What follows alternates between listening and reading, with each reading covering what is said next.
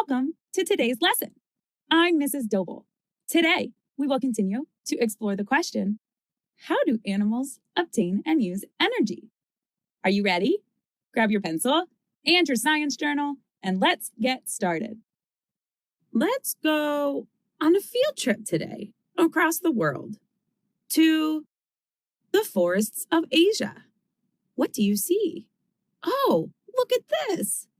This is an adult Atlas moth. It's beautiful, isn't it? And huge. But this incredible creature won't live much longer. From the moment an Atlas moth emerges from its cocoon, it has just 1 or 2 weeks to live. You might wonder why the moth's lifespan is so short. Well, it's because the Atlas moth cannot eat after emerging from its cocoon because its mouth parts do not work. During its short life of 1 to 2 weeks, the Atlas moth uses its energy to seek out a mate. Female Atlas moths also lay eggs. But wait a minute. We learned that animals get energy from the food that they eat. It takes energy to change from a caterpillar to a moth. It also takes energy to fly around and to lay eggs. We know that the adult moth does not eat. How do you think it gets energy? Maybe our friend 409 Beetnose can help us solve the mystery of the Atlas moth. We know that in June 2018, 409 Beetnose was very skinny. But by September, only 3 months later, she had gained a lot of weight. It turns out 409 Beetnose gained all that weight because she was getting ready to hibernate. But what is hibernation? How do animals get energy to survive during periods when they are not eating? Hibernation is a way for animals to survive harsh winters when the weather is cold and food is scarce. They curl up in a safe place and enter a state of inactivity, sort of like a deep sleep, until winter ends. To prepare for hibernation, bears spend most of their time eating, especially during the fall. They may gain more than 3 pounds per day until they enter their dens to hibernate until spring. Even though hibernation is a state of inactivity, bears sometimes awaken and leave their dens during the winter, but they generally do not eat, drink, defecate, or urinate during hibernation. Did you hear that? They don't eat at all during hibernation. Bears go into hibernation in the fall and emerge from their dens between February to May. During the summer, a bear's heart rate is about 40 to 50 beats per minute, and the bear takes about 6 to 10 breaths per minute. Its body temperature is around 100 degrees Fahrenheit. The bear continues to be active until around November, when it enters hibernation. During hibernation, the bear's heart rate slows down to 8 to 19 beats per minute, and it takes only 1 breath every 45 seconds. So, during hibernation, a bear's heart rate and breathing rate get much slower. Its body temperature drops a bit during hibernation, but only about 12 degrees Fahrenheit. Most bears remain in hibernation until May. Do you think a bear uses energy during hibernation? It uses some. Remember, animals need to stay alive. Even when the bear is hibernating, it uses energy to keep its heart beating, to keep breathing, and to stay warm. But because its heart rate and breathing slow down and its body temperature drops, the bear uses less energy than it otherwise would. But wait a minute. Animals get energy from food. How can bears use energy during hibernation if they don't eat? To help us answer this question, let's look back at the relationship between food, energy use, and body weight. Do you remember these mice? We observed that the more active mice used more energy, so they needed to eat more food, which made them gain more weight. We know that bears, like 409 beadnose, are almost completely inactive during hibernation, and that they don't eat any food. How do you think 409 beadnose's body weight might change while she hibernates?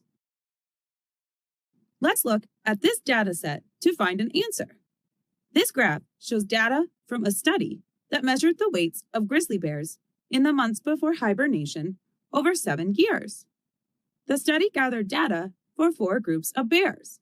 The graph shows the average weight of the bears in each group in May, when bears emerge from hibernation, and in September, just before bears enter hibernation. There is a lot of information here, so let's start with the data for female bears. Over the 7 years of the study, female subadults, which are bears from 1 to 5 years old, typically weighed 70 kilograms in May and 140 kilograms in September. Female adults typically weighed 100 kilograms in May and 150 kilograms in September. What do you notice about the bears' average weights in May and September? Does their weight go up from May to September or down? It goes up. The bears gain a lot of weight between May and September. What can we say about the bears' weights from year to year? The bears weigh less in May and more in September, and that's true across the entire 7 years of the study. So, the bears weigh more every September when they are preparing for hibernation, and the bears weigh less every May when they emerge from hibernation. Now let's look at the male bear data. During the 7 years of the study, male subadults typically weighed 90 kilograms in May and 140 kilograms in September. But look at the data for male adults. I don't see much of a difference in their average weight between May and September. Why might this be? Well, male bears emerge from hibernation and leave their dens earlier in the year than females. So maybe they have more time to gain back some weight before May. Also, the researchers were able to record weights for 32 adult female bears, but they were only able to record weights for 8 adult male bears. Without as much information about the adult male bears' weights, it's harder to draw strong conclusions. So even though we're not so sure about the adult male bears, we can see a clear pattern in the graph. Grizzly bears gain weight in the months leading up to hibernation and lose weight while they're hibernating. Wow! So when 409 Beadnose comes out of her den, she'll look like this again. If she loses all this weight, why would she need to gain so much back before hibernating again next winter? Animals can store energy from food in their body tissues.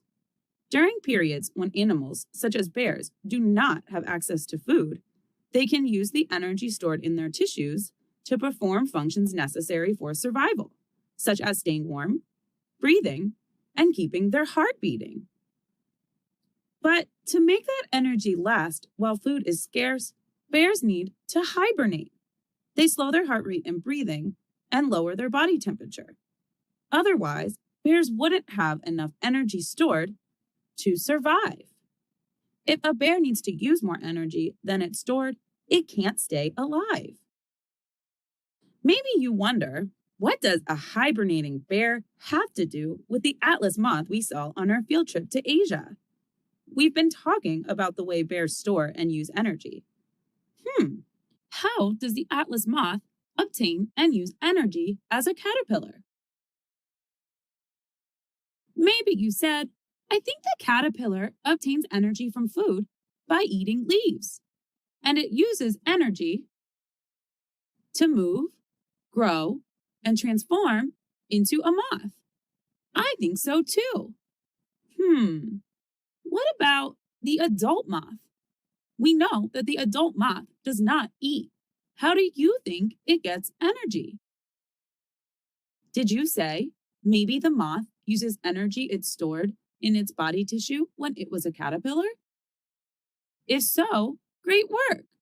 The moth could use that stored energy for life functions, such as moving, finding a mate, and laying eggs.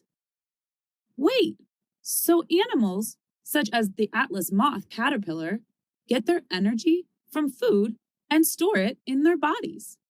And food for a caterpillar comes from plants. Remember, we learned that all food can be traced back to plants? So there must be energy in plants. But how does energy get into plants? Do you think plants store energy somehow? I can't wait to find out more in our next lesson. Let's review your tasks for today. First, answer the question about energy use during hibernation. Second, answer the question about body weight during hibernation. Finally, answer the question about energy use relationships.